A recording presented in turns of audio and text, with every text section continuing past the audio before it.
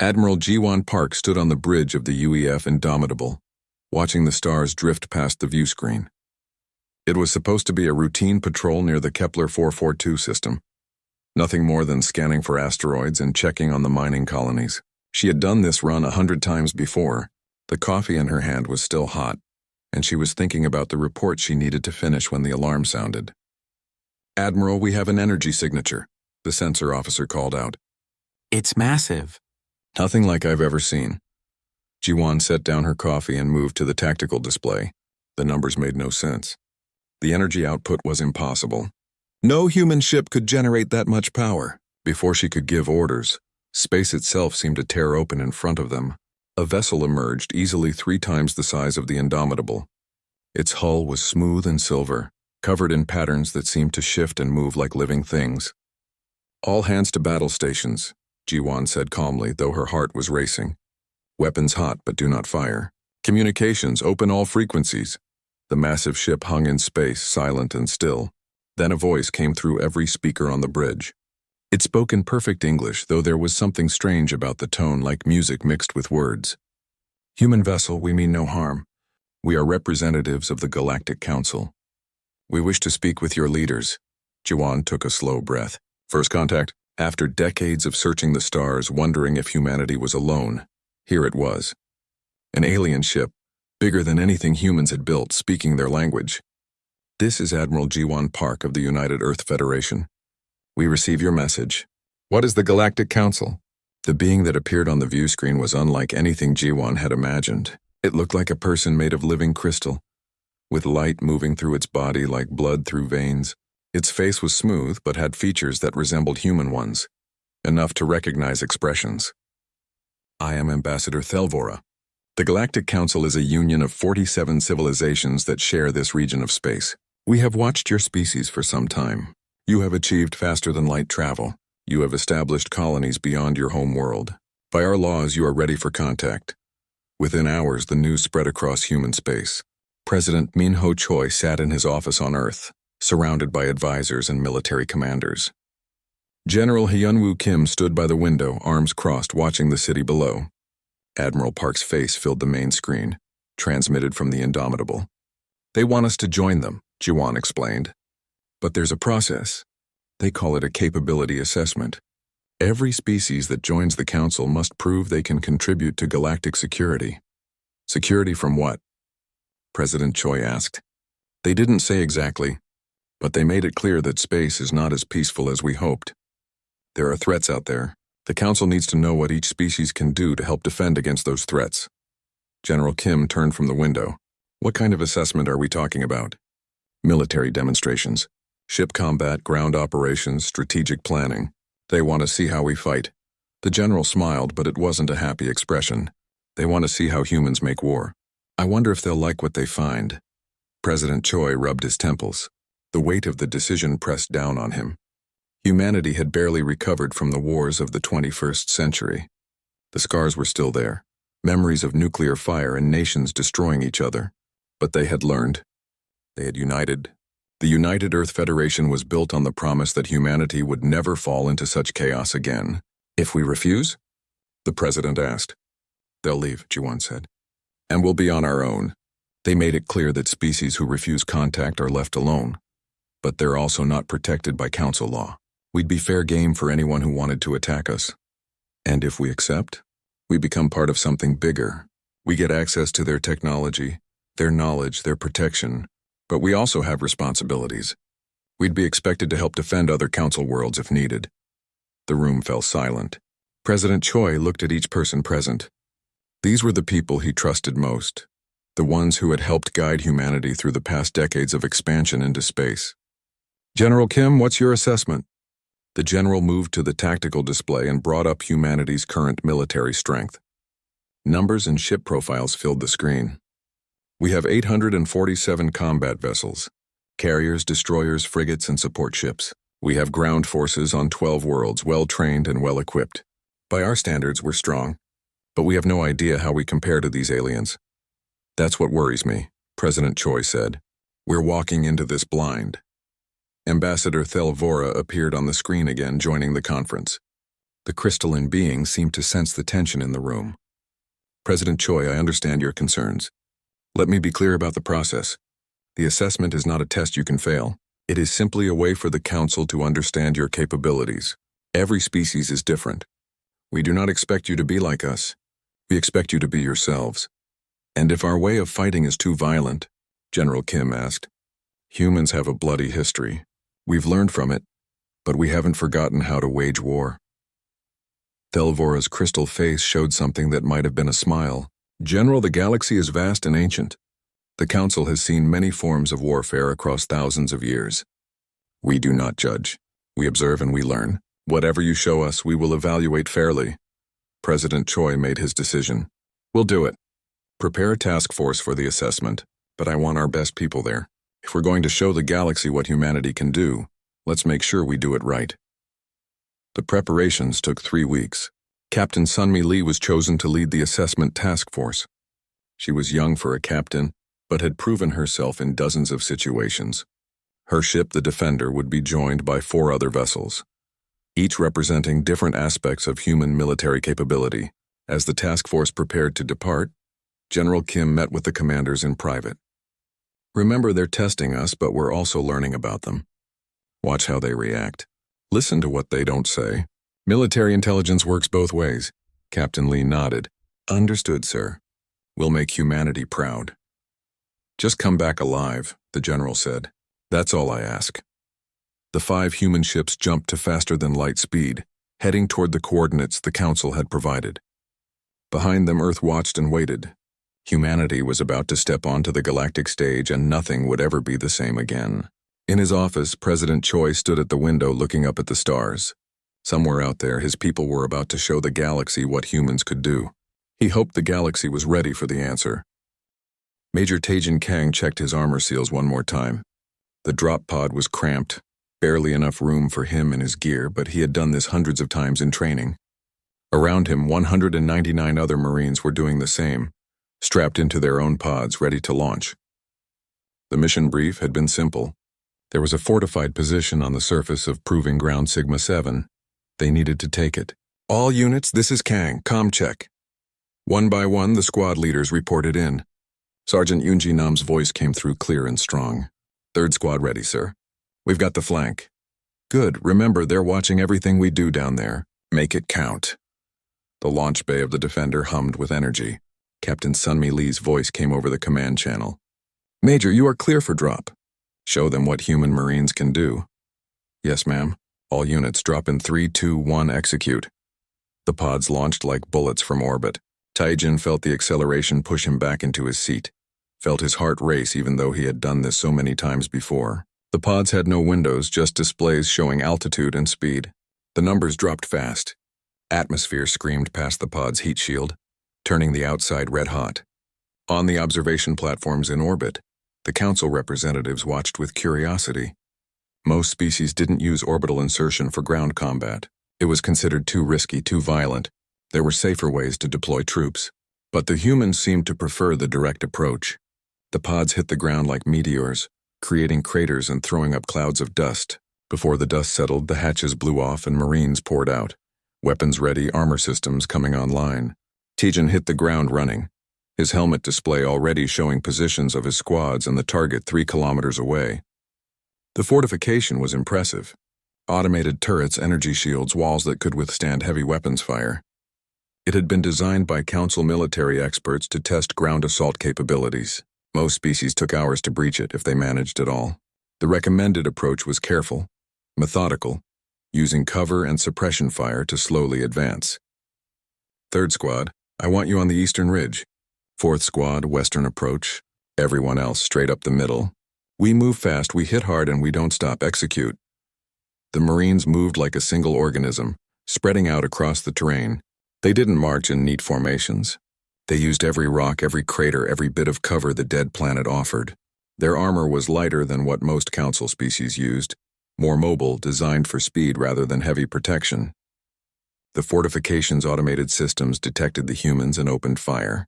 Energy beams cut through the thin atmosphere, but the Marines were already moving, never staying in one place long enough to be easy targets.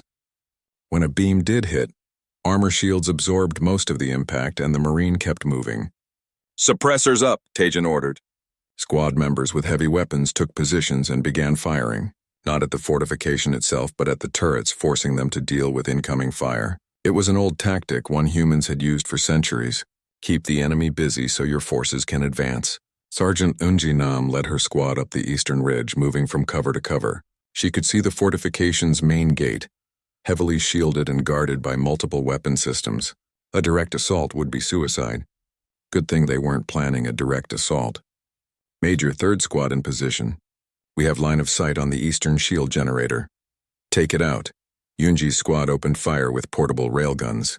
The weapons were smaller than ship-mounted versions, but still devastating. Tungsten slugs hammered the shield generator at hypersonic speeds. The shields flared, held for a few seconds, then collapsed under the sustained fire. The generator exploded in a shower of sparks. Eastern shields down, moving to secondary target. In the fortification's command center, the automated defense system tried to compensate for the shield loss. It redirected turrets to focus on the eastern approach, trying to stop the Marines before they could exploit the breach. But that left other sections weaker, and the humans were already there. 4th Squad, attacking from the west, used a different tactic. They deployed drone swarms, small flying robots carrying explosive charges. The drones were fast, hard to track, and expendable. They flew straight into the western gun emplacements, detonating on impact. Turrets went offline one after another, creating another gap in the defenses. Tajin watched the tactical display in his helmet and smiled. Everything was going according to plan. All squads, main assault. Go, go, go. The Marines surged forward, no longer using cover, just running straight at the fortification. It looked like madness to anyone watching from orbit. Most Council species would have considered it suicide. But humans had learned something over their centuries of warfare. Sometimes the best defense is overwhelming offense. Hit so hard and so fast that the enemy can't respond. The fortification's main gate was designed to withstand siege weapons. It could absorb tremendous amounts of damage. But it wasn't designed for what the humans did next. Marines planted shaped charges at specific points on the gate. Charges designed not just to explode but to direct all their force in a narrow cone. The charges detonated simultaneously, and the gate didn't break. It evaporated. Marines poured through the opening, weapons firing. The automated defenders inside tried to respond, but human combat doctrine emphasized speed and violence of action. Every Marine knew their role, knew where to go, what to target. They moved through the fortification like a storm, unstoppable and chaotic. Tajin was 3rd through the gate, his rifle tracking targets as he moved. A defender robot emerged from a side corridor, weapons charging. Tajin shot it twice, center mass, before it could fire. The bullets punched through its armor like paper. Human weapons might seem primitive compared to energy weapons, but kinetic energy never went out of style. Sergeant Yunji's squad reached the central command center first. She kicked open the door and her team swept the room, clearing it in seconds. The command core sat in the middle of the room, a glowing sphere of energy protected by a final shield. Major, we're at the objective. One shield left. End it. Yunji pulled a small device from her belt and threw it at the shield. The electromagnetic pulse grenade detonated and the shield collapsed. A second later, she shot the command core with her rifle, and the entire fortification went dark. Every turret, every defender, every system shut down at once. Fortification secure. Time to capture 43 minutes. Casualties 12 wounded, 0 killed. Not bad for a day's work. On the observation platform, silence reigned once again. Medical observer Finessa, a being that resembled a floating jellyfish with translucent skin, reviewed the medical data that human suits had transmitted during the battle. What she saw disturbed her. Ambassador Thelvora, I must speak with you privately. They moved to a quiet corner of the platform. Finessa's tentacles moved in agitation. These humans, they sustained injuries that would kill most Council species. Broken bones, severe bruising, internal trauma from the acceleration of their drop pods. And they kept fighting. They didn't stop, didn't slow down. One of them, this Sergeant Nam, took a direct hit that cracked 3 of her ribs, and she led her squad for another 20 minutes before seeking medical attention. Delvora's crystal body pulsed with thought. You're saying they can endure more than we expected? I'm saying they evolved on a nightmare world. Their planet's gravity is 1.4 times galactic standard. Their atmospheric pressure would crush most species. They breathe oxygen at concentrations we would consider toxic, and their biology adapted to survive predators that would terrify our warriors. These humans are tough because their planet forced them to be. Commander Rixlon approached, having overheard the conversation. It's more than physical toughness. Did you see their tactics? They don't fight to survive. They fight to win, completely and absolutely. They took risks that no council species would take. War Master Krelmoth joined them, his flame-like body flickering with intensity. I've fought in wars across 3 centuries. I've seen aggressive species, savage species, desperate species, but these humans are something different. They fight like every battle is their last, like they're always one step from extinction. That kind of mentality is dangerous. Dangerous to whom? Thelvora asked. To us or to our enemies? No one had an answer. On the surface, Major Taejin Kang gathered his Marines for a debrief. They stood in the ruins of the fortification they had just conquered, helmets off, breathing the thin atmosphere through filters. Medics were treating the wounded, but everyone was smiling. They had done it. They had shown the galaxy what human Marines could do. Good work, everyone. But this isn't over. We've got one more test. Strategic planning. That one's going to be interesting. Sergeant Yunji checked her bandaged ribs and grinned. Bring it on, sir. We're just getting started. Above them, the council watched and wondered what they had invited into their ancient civilization. Humanity was about to change everything, and the galaxy wasn't ready. Fleet Admiral Sung-Ho Bei sat in a chair that wasn't designed for human anatomy. The council's wargaming chamber was built for many species, and humans were not among them when it was constructed. He shifted uncomfortably and focused on the holographic display floating in the center of the room. Across from him sat Battlemaster Vorthen, a being that looked like an insect but stood 3 meters tall with 4 arms and compound eyes that seemed to see everything at once. The scenario is simple, Vorthen explained, his translator rendering his clicks and buzzes into human language. You command a fleet defending a colony world. The enemy has superior numbers and will arrive in 48 hours. Your objective is to minimize casualties and hold the planet until reinforcements arrive in 7 days. Standard Council doctrine applies. Sung-Ho studied the display. The colony world was called Haven 3, population 8 million, with minimal orbital defenses. His available forces included 30 ships of various classes, ground-based weapons, and the resources of the colony itself. The enemy was simulated as a generic aggressive species with 60 ships. The numbers favored the attacker. Around the chamber, representatives from all 47 council species watched. This was the final test, the one that would determine if humanity truly understood modern warfare. Ship combat and ground operations were one thing, but strategy required understanding the bigger picture, the complex web of logistics, diplomacy, and military necessity that defined council warfare. I understand the scenario, Sung-Ho said. When do we begin? Now. The holographic display shifted, showing the colony world and the approaching enemy fleet. Sung-Ho had 48 hours to prepare his defenses. Most battlemasters spent that time carefully positioning their ships, creating layered defensive zones and evacuating non-essential civilians. The council way of war emphasized minimizing casualties above all else, even if it meant accepting defeat. Sung-Ho looked at the display for exactly 30 seconds, then began giving orders. All civilian ships are hereby conscripted for military use. Begin immediate evacuation of the colony's children and elderly. Everyone else stays. Convert all manufacturing facilities to military production. I want every factory making weapons, armor, and ammunition. Orbital space around the planet gets mined now. I don't care if it makes future shipping difficult. Lay mines in every approach vector. Vorthen's compound eyes flickered.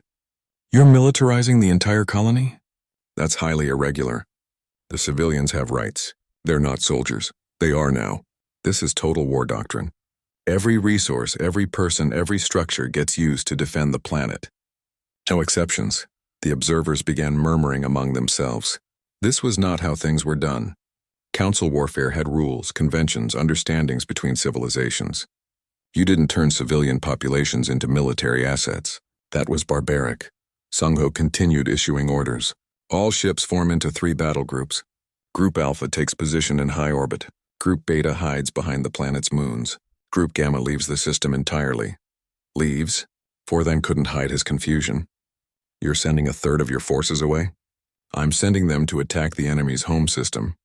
If they want to invade us, let's see how they like having their own worlds threatened. The chamber exploded with noise. Representatives shouted in dozens of languages, translators struggling to keep up. This was unthinkable. The scenario was about defense, not counter-invasion. Attacking the enemy's home system would mean striking at civilians, at infrastructure, at the very heart of their civilization. Ambassador Thelvora stood, her crystal body bright with agitation. Admiral Bay, this violates the basic principles of council warfare. We do not make war on civilian populations. Sungho turned to face her. With respect, Ambassador, you gave me a scenario where my colony world is about to be invaded by a superior force. You told me to minimize casualties and hold until reinforcements arrive. I'm doing both. If the enemy has to choose between conquering my world or defending their own, they'll choose defense. That's human strategic doctrine. Make the enemy react to you instead of the other way around. But the civilian casualties on their home world will be far less than if we fought a 7-day defensive battle here. My ships will strike military targets only. Infrastructure and supply lines will force their fleet to turn back. The battle never happens. Casualties on both sides minimal. War Master Krelmoth watched with fascination. The human was rewriting the scenario itself, refusing to accept the limitations it imposed. What if they don't turn back? What if they continue their assault despite your threat? Sungho smiled, and it was not a pleasant expression. Then I escalate. I have ground-based missiles that can be fitted with nuclear warheads. I'll put those warheads on rockets and launch them at the enemy fleet at relativistic speeds. They won't be able to intercept them all. Some will get through. The damage will be catastrophic. You would use nuclear weapons? Vorthan's voice carried horror. That technology is banned in council space except in the most extreme circumstances. Is an invasion not an extreme circumstance? You told me I'm defending 8 million civilians. I'll do whatever it takes to protect them. That includes using weapons you might find distasteful. The simulation continued. Sungho's moves were unconventional, aggressive, and effective. He placed weapon emplacements in civilian areas, using the cities themselves as shields, knowing the enemy would hesitate to fire on population centers. He converted cargo ships into bomb delivery vehicles, filling them with explosives and setting them on collision courses with enemy vessels. He even proposed using the colony's power grid as a massive electromagnetic pulse weapon. Every move violated some principle of council warfare.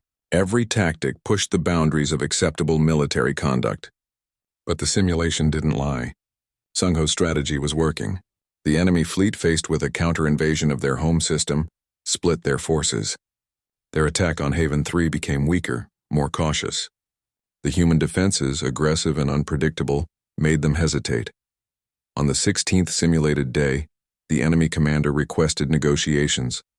They would withdraw if Sungho recalled his counter-invasion force. It was a compromise, a draw rather than a victory for either side. Unacceptable, Sungho said. They invaded our space. They threatened our civilians.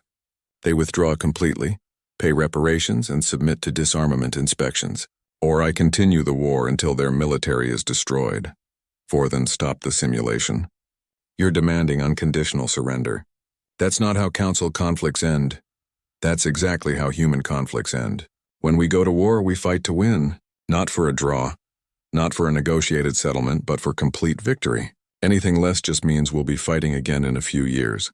The chamber fell silent. The observers had seen enough. This human, this Admiral Bay, had just demonstrated a form of warfare the council hadn't witnessed in thousands of years. Totarvar, the complete mobilization of a society toward absolute victory, regardless of cost. Senior council member Threnkal, a being so old that his species' name was forgotten, spoke for the first time. His voice was like wind through stones, ancient and heavy. Admiral Bay, your tactics are effective but disturbing. You turn civilian populations into soldiers. You strike at non-military targets. You use weapons of mass destruction. How do you justify this? Sungho stood and faced the ancient being. With respect, council member, I justify it because it works. Humanity learned the hard way that half measures in war just prolong the suffering. If you're going to fight, fight with everything you have and end it quickly. A short, brutal war is better than a long, supposedly civilized one. More people survive. More worlds remain intact. We're not cruel. We're practical. President Minho Choi's voice came through from Earth, transmitted across the light years. He had been watching the whole simulation. Council members, I think there's been a misunderstanding about humanity. You think we're violent because we're good at war. The truth is the opposite. We're good at war because we hate it so much. We nearly destroyed ourselves 3 times in our history. Each time we learned that if war becomes necessary, you end it as fast as possible with overwhelming force. You don't drag it out. You don't make it civilized. You make it terrible. You make it decisive. And you make damn sure no one wants to do it again. General Hyunwoo Kim appeared on another screen, standing in his office on Earth. The Council has maintained peace for 3,000 years using your rules. That's admirable, but your peace is built on everyone agreeing to those rules. What happens when someone breaks them? What happens when you face an enemy who doesn't care about civilian casualties or banned weapons? That's where humans come in. We're the ones who will do what's necessary when civilized options fail. Ambassador Thelvora looked at the assembled council members. They're right. We've been fighting ritualized warfare for so long that we've forgotten what real war looks like. These humans haven't forgotten. They remember. And as much as it disturbs us, we need that capability. Commander Rixalon stepped forward. I vote against their admission. They're too dangerous, too unpredictable, War Master Krellmoth countered. I vote in favor. They're dangerous to our enemies. That's what we need. The debate raged for hours, but everyone knew the real question. The council deliberation chamber was ancient, built 10,000 years ago when the first species came together to form the alliance that would eventually become the Galactic Council. The walls were made of material that seemed to shift between solid and liquid, recording every word spoken within for posterity. Representatives from 47 civilizations sat in their designated spaces, some breathing oxygen, others methane, some existing as pure energy contained in specialized fields. They all watched the central platform where humanity's fate would be decided. Admiral Jiwon Park stood with her command crew aboard the Indomitable, watching the proceedings on the main view screen. Captain Sunmi Lee, Major Taejin Kang, and Fleet Admiral Sung-Ho Bai were all present on their respective ships, spread throughout the system, waiting for the verdict. On Earth, President Min-ho Choi sat in his office with General Hyunwoo Kim, both men silent, both knowing that the next few hours would determine humanity's future among the stars. The debate had been going on for 3 days. 3 days of arguments, counter-arguments, historical precedents, and philosophical discussions about the nature of warfare and civilization.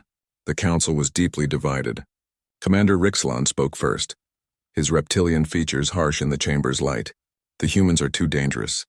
Their military doctrine violates every principle we've established over 3 millennia of peace. They turn civilians into soldiers.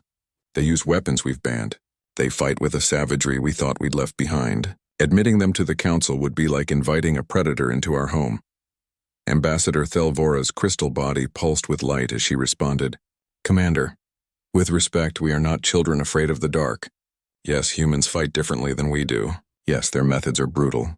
But brutality is not the same as evil. They fight to protect their people just as we do. The difference is they've learned to be efficient at it. A being made of floating orbs of light spoke, its voice like musical chimes through the translator. I represent the Luminous Collective. We have existed for 50,000 years. In all that time, we have never seen a species like humanity. They are young, barely out of their cradle world, yet they possess military capabilities that rival our most advanced civilizations. This is unprecedented. War Master Krellmoth's flame-like body burned brighter as he stood. Unprecedented, yes. But is it unwelcome? I have reviewed every second of their assessment. The ship combat, the ground operations, the strategic simulation. Do you know what I saw? I saw a species that wins, not through superior technology, not through ancient wisdom, but through pure determination and adaptability. When was the last time any of us won a battle in 7 minutes? When was the last time any of us took a fortification in less than an hour? We've become soft, and these humans are showing us that. The chamber erupted in arguments. Some species agreed with Krellmoth. Others sided with Rixalon. The debate went in circles, the same points made again and again. Finally, Senior Council Member Threnkal raised one ancient hand and silence fell instantly. We are avoiding the real question, the ancient being said. The question is not whether humans are dangerous. They clearly are.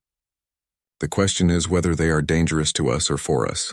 Can we trust them to fight beside us, or will they turn on us someday? Before anyone could answer, every alarm in the system began screaming. On the Indomitable's bridge, Jiwon jumped from her chair. Report. Multiple contacts emerging from hyperspace, the sensor officer called out. 37 ships, unknown configuration. They're not Council species. Admiral, their weapons are hot and they're heading straight for the observation platforms. Yuna Han's voice came through from the Defender, Captain Lee confirming hostile contacts. Energy signatures matched descriptions of Voidborn raiders. They must have tracked all the Council ships to this location. The Voidborn, the Council's nightmare, extragalactic raiders who appeared without warning, struck fast, took what they wanted and vanished back into the dark spaces between galaxies. They didn't negotiate. They didn't follow rules. They just destroyed. In the Council chamber, panic spread. The Voidborn had never attacked an official Council gathering before. The observation platforms had minimal defenses. Thousands of representatives were in danger. The nearest Council defense fleet was 4 hours away. Commander Rixilon moved to a terminal, his claws flying over the controls. All Council vessels are activating defensive protocols. We need to evacuate the platforms. Fall back to safe distance and wait for reinforcements. Belay that order. A new voice cut through the chaos. Admiral Jiwon Park's face appeared on every screen in the chamber. This is Admiral Park of the United Earth Federation. We have 5 combat-ready ships in this system. We can engage the Voidborn raiders while you evacuate. Request permission to defend the Council. Rixilon's eyes went wide. Admiral, you don't understand. The Voidborn are not like the drones you fought. They're experienced raiders, battle-hardened and ruthless. Your 5 ships against their 37 is suicide. Commander, with respect, that sounds like a Council problem. Humans don't surrender numerical advantage without a fight. We're engaging whether you give permission or not. I'd just prefer to do it with your blessing.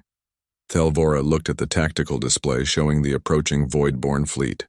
She thought about the debates, the arguments, the fear that humans were too violent, too aggressive. Then she thought about the thousands of Council members on those platforms, defenseless and afraid. You have my blessing, Admiral. Defend the Council. Jiwon smiled. All human vessels, this is Park. We have a job to do. Formation Delta, weapons free, and let's show these raiders what happens when they threaten our allies. Execute. The 5 human ships, tiny compared to the massive Voidborn vessels, accelerated toward the enemy fleet. Every Council member watched, unable to look away. This wasn't a simulation. This wasn't a test. This was real combat, life and death. And they were about to see what humans could really do. Captain Sunmi Lee's voice came over the fleet channel, calm and professional. Remember your training. Fast, aggressive, and decisive. Target their engines first, mobility kills. Use everything we have. The Voidborn raiders saw the human ships approaching and probably thought they were insane. 5 ships attacking 37. But the Voidborn didn't know humans. They didn't know about Earth's gravity, about predators that taught humanity to fight or die, about wars that nearly destroyed their entire species. The battle was chaos from the first second. Human ships moved like nothing the Voidborn had seen before, accelerating and turning at speeds that should have killed their crews. Railguns fired, nuclear missiles streaked through space, and everywhere the humans went, Voidborn ships died. A raider tried to ram the Defender, thinking the human ship would dodge. Instead, Sunmi Lee accelerated toward it, firing every weapon. The ships passed within meters of each other, and the raider's entire port side was shredded by railgun fire. It tumbled away, atmosphere venting, dead in space. Major Taejin Kang, watching from the surface where his Marines were still stationed, saw his chance. All drop pods, immediate launch. Board the nearest Voidborn vessel. Show them what human Marines can do. Sir, that's insane, one of his lieutenants protested. Yes, it is. Execute.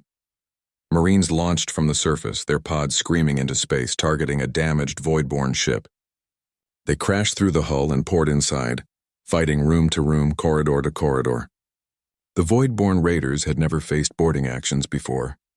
They learned quickly that humans were even more dangerous up close than they were at range.